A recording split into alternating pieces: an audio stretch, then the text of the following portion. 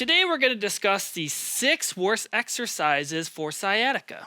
That's right. Now, some of these exercises can be actually good and help you out, but if you have sciatica, they can actually make the sciatica worse or just give you more problems and drag the problem and the pain on.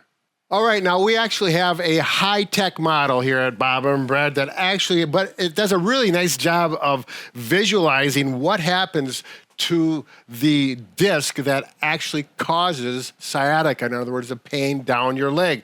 So here we have representation of a vertebra, L5, L4, which is a very common place to have a bulging disc creating sciatica.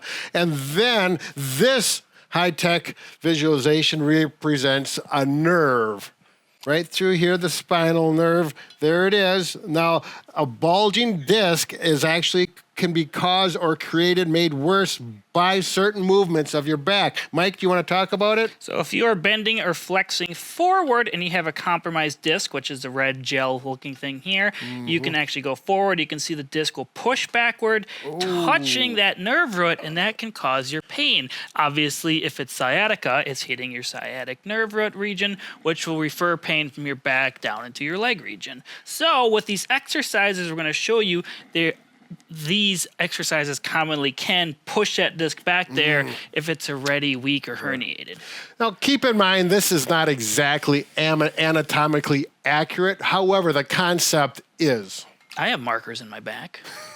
First is hamstring stretching. We're going to show a couple variations that can be problematic for some people. I'm doing what's known as the hurdler stretch. So sitting in a long position, I'd be stretching my hamstring on this leg, and then I'd bend forward, and if I have sciatica, this is probably painful and irritating my back and my leg right now, mainly because I'm rounding my back and flexing forward like this, putting that disc pressure on the nerve root like we talked about earlier. So if you get in an upright seated position like this and there's no pain, that's fine. If you can manage to keep a flat back and bend forward, it's okay. But if any of this causes pain, just do not do it. Right. Be very cautious, or again, I would just avoid it. Another common one is where people hamstring stretch like this and then watch my low back. This is really a big no-no. I'm rounding the back. Everything is being stressed. A lot of stress on that low back, on that disc area. If you do it with a straight back and go forward like this, then it may be tolerated. Again, it's still a red flag. There's other ways to do hamstring stretches, and we do have some videos on that as well. Now, if you don't have sciatica and you can do this stretch with a flat back, it's perfectly fine. But if you have sciatica, just avoid it. And number 2 is forward bending or forward stretching, simply fingertips to the toes like Mike is demonstrating there. And this is actually, people use this for a hamstring stretch as well. Again, the rounded back really puts stress on that disc where the problem is, could flare up that sciatica. Even if you go forward and you bend the knees, that takes the hamstring out, but it still does the same thing here. This is the type of thing we just don't do at all. If you do this with your back arched and straight, there may be an argument that that's going to be helpful for it. But if you got sciatica, I would just not do the bend forward at all till it resolves. So the next exercise you want to avoid is double leg lifts. This is commonly like a core type exercise people will do. So both feet are together. I bring them up as high as I can. Oftentimes you can see right here, my back is starting to flex and round. It's just the opposite way of a forward bend because my legs are moving and not my upper body. Now, if you do these with a single leg, keeping a nice flat back, something like this or like this is okay. But if you have sciatica, you probably just want to avoid this altogether for now. Right. So the double leg lifts like this, even this variation too, look how much rounding I'm getting in my low back. Luckily I don't have sciatica, but you can see how this is problematic. Right. Again, stresses the low back quite a bit. Big caution with it and hold. All right, now if you like this Superman, quote unquote Superman exercise to strengthen the low back, this is one I would definitely avoid if you have sciatica. Stuart McGill, who's done tremendous amount of research on the back, talks about how much stress it actually puts on the low back. He does not recommend this one.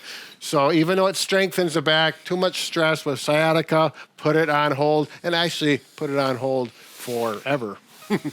Number 5 is any type of twisting motion with the spine or rotation component like this. Typically, this can irritate sciatica as well. Brad will show some stretching variations people do. I will show a core exercise. So this is often a core exercise. Obviously, I'm sitting weird on the mat right now, but just so you can see it, people will lift their legs up and turn side to side. Yes, it is working my core.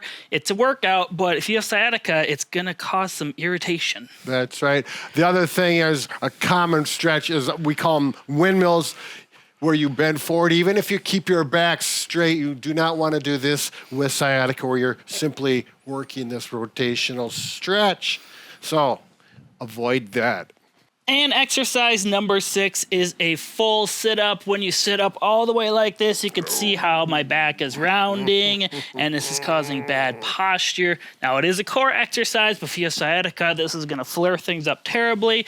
If you want to do core strengthening, something Stuart McGill recommends for people that have back pain is to actually lie in a bent knee position like this to begin, and just simply lift the back of their head and their shoulder blades, go up straight towards the ceiling, keeping my back in full contact with the mat the whole time, and you can strengthen your core this way. You do enough repetitions of this, you're going to start to feel it. Right. It doesn't look like much, and it really isolates the low back out of the equation. So it's a good option while you have sciatica. So why don't you sit up, Mike? I am doing sit-ups.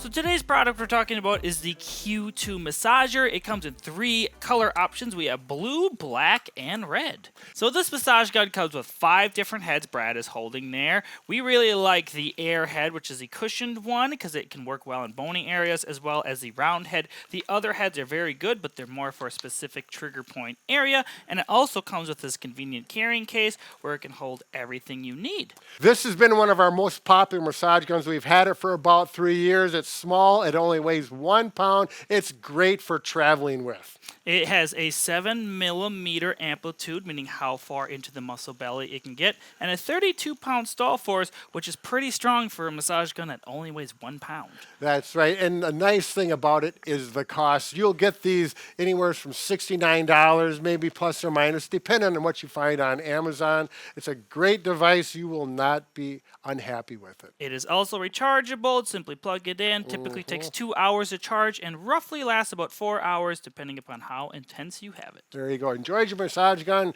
bobandbrad.com. You can get it there as well, I think. Yes, yeah, okay. Our store section. All right, so avoid all those exercises for your low back safety. However, we do have a wonderful exercise program from Rick Olderman, who has a program. Can you talk a little bit more about this? So you can click the video link on the screen. I'll bring you right to that video. These are 1 in 5,000 people know this about treating sciatica. So these exercises are safe for you and will probably help. Bob and Brad, the 2 most famous.